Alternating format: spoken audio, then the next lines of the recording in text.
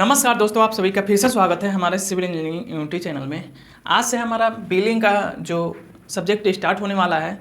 Billing करने से पहले इसमें आपको मालूम हो जाना चाहिए कि आप बार बेंडिंग शेड्यूल यानी बीबीएस निकालना जान चुके हैं, एस्टिमेट करना सीख चुके हैं, क्वांटिटी सर्वे रेट एनालिसिस करना सीख चुके हैं मटेरियल का, और साथ ही साथ एक्सेल का आपका अगर नॉलेज बढ़िया हो गया है तो हम अब आपको सिखाएंगे CPWD यानी सेंट्रल गवर्नमेंट के अनुसार जो हमें बिल दिया जाता है, बिलिंग किया जाता है, उस नॉर्म्स पे सिखाएंगे किस तरह से बिलिंग को किया जाता है CPW नॉर्म्स के अनुसार। तो बिलिंग निकालने से पहले एक हम देखेंगे कि रोल और रिस्पॉन्सिबिलिटी एक बिलिंग इंजीनियर की हमारी क्या होती है, उसको समझते हैं। ये हमारा इंट्रोडक्शन क्लास है। नेक्स्ट में हम बात करेंगे इसके और प्रोसेस के बारे में, किस तरह से बिलिंग निकाला जाता है। तो एक बिलिंग इंजीनियर की रोल एंड रिस्पॉन्सिबिलिटी हमारा होती है, सबसे पहले अगर वो ऑफिस में जाएगा तो जो आप एस्टिमेट के द्वारा आप बिलिंग किए रहते हैं, एस्टिमेट के द्वारा आप BOQ निकाले रहते हैं, उसको आप मांगेंगे। अगर नहीं निकला है तो आप निकालना आपको पड़ेगा, आपकी कंपनी पे डिपेंड करता है कि आप BOQ भी निकाल रहे हैं, बिलिंग भी कर रहे हैं साथ साथ। अगर आप एक बिलिंग इंजीनियर हैं तो ये आपका वर्क नहीं रहेगा। जो एस्टिमेट इंजीनियर रहेगा वो आपको BOQ निकाल के देगा, जैसे कि आपको एस्टिमेशन में हमने सिखाया होगा। आप BOQ निकालेंगे। और दूसरा हमारा है time to getting approval from the client, यानी टाइम टू टाइम जो भी आप एक बिलिंग इंजीनियर है तो अपने क्लाइंट से लेंगे। जो आपका BOQ में दिया है वो तो ठीक है ही, उसका आपको बिल बनाना पड़ेगा ही। आपको भी फायदा करना है अपनी कंपनी को, अपने बॉस को, तो वहाँ पे आपको जो अप्रूवल लेना रहेगा, एक्स्ट्रा अप्रूवल लेना रहेगा कि BOQ से हट के एक्स्ट्रा अप्रूवल लेना पड़ेगा कि अपने क्लाइंट को अंडर एस्टिमेट यानी समझा कर कि यह वस्तु आपके काम के लिए सही रहेगी।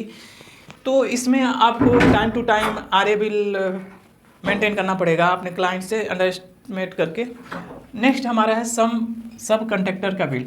आप अगर एक कॉन्ट्रैक्टर हैं, आपको पूरा एक जो साइट मिल गया है, अब उसके नीचे आप कॉन्ट्रैक्टर रहे हैं किसी भी ब्रिक वर्क के लिए, किसी का कंक्रीटिंग के लिए, किसी का हम प्लम्बिंग के लिए, ऐसे ऐसे अलग टाइप पे कर रहे हैं, तो उनका बिल आपको बनाना पड़ेगा अलग अलग टाइप से। तो वो आपका जिम्मेदारी बनती है आपको बिल बना के और सब कॉन्ट्रैक्टर के अकाउंट में ट्रांसफ़र करना पड़ेगा पेमेंट को। अगर नहीं सही समय से ट्रांसफ़र होगा तो चाहे आप बिलिंग इंजीनियर लेके 10 खड़े हो जाएं या साइट इंजीनियर लेके खड़े हो जाएं, आपका काम नहीं होगा। काम साइट पे कॉन्ट्रैक्टर्स, सब कॉन्ट्रैक्टर और उसके नीचे जो मेसन लेबर और भी जो रहते हैं मजदूर, उनके अनुसार हमारा काम होता है। और मेन हमारा कंस्ट्रक्शन साइड में लेबर से ही काम किया जाता है। अगर लेबर ही नहीं रहेंगे, पैसा ही नहीं समय से मिलेगा, तो वो काम नहीं करेंगे, वो बंद कर दें। उन्हें हफ्ते में पेमेंट चाहिए।